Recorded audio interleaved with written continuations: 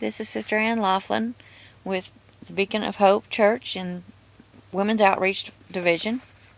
I'm working on reading through my book, Journey to Faith.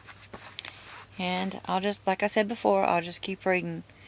When you hear something that you relate to, comment. If you don't like it, well, you can comment too, but it ain't going to change that I'm still going to finish reading my book, and hopefully that it helps someone that's either reading the book with me, or reading it on their own, or just following here. Well, I visited my grandparents in Springfield, Missouri.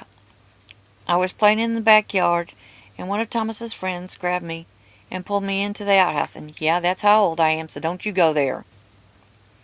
He unclothed me and forced himself onto me. I screamed out, and Thomas yanked the door open. Thomas pulled the person out and yelled at him. Thomas had me get redressed and told me that it would never happen again.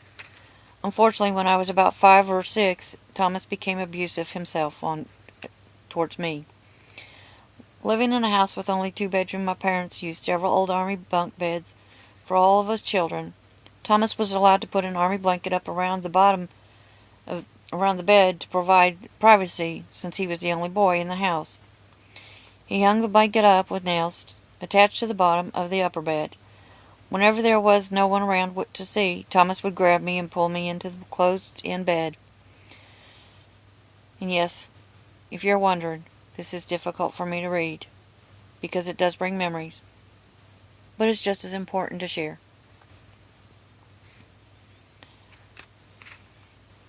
When Thomas first started doing that, it was to play games. When Mom and Dad were around, they questioned us what we were doing. We answered truthfully at that time. We're just playing Monopoly or whatever game we were playing at the time. But later it turned into sex games.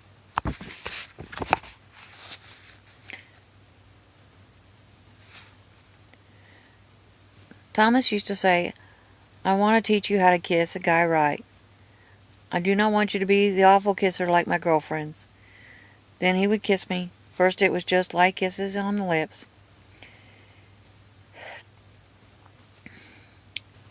He started using his tongue, and it became more intense and rough. In other words, he was very aggressive. Within weeks, he was massaging my body in places I did not like. When I questioned him, he would say, "You have to be prepared to know what to do with the older guys to be able to handle what happened back in the outhouse in a better way." In other words, he took advantage of the situation, and he used it, and he used me.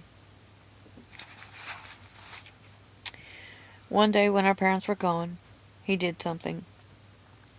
He told me, "I love you.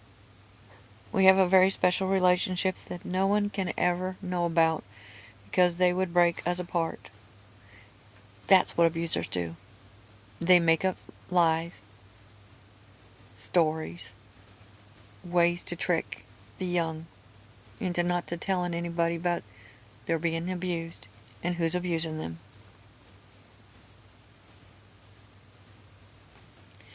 They would send me away like Cheryl had been done when Mom and Dad found out about Uncle Carl abusing her. Yeah, that's what my parents did. My mom kicked my sister out, blaming her for our uncle molesting her. That's the kind of mom I had. Uncle Carl had been abusing my oldest sister. Cheryl and my parents called the abuse a relationship. Well, I've read that sentence in a way that it sounded like Cheryl was in the same mode, but it wasn't. Uncle Carl had been abusing my older sister, Cheryl, and then my parents called the abuse a relationship. When you're reading it, sometimes it sounds different than the way you read it, because there's proper English, parentheses where they belong, in other words. In addition, my mother blamed it all on Cheryl, instead of blaming the adult abuser, as they should have. I was scared to be separated from my family. As such, I did whatever Thomas told me to do. It started with more touching. Then one day he stripped my clothes off and climbed on top and penetrated me like Uncle John had done before. Now, I'm past my 5 minutes. I'll continue reading in a little bit. Thank you.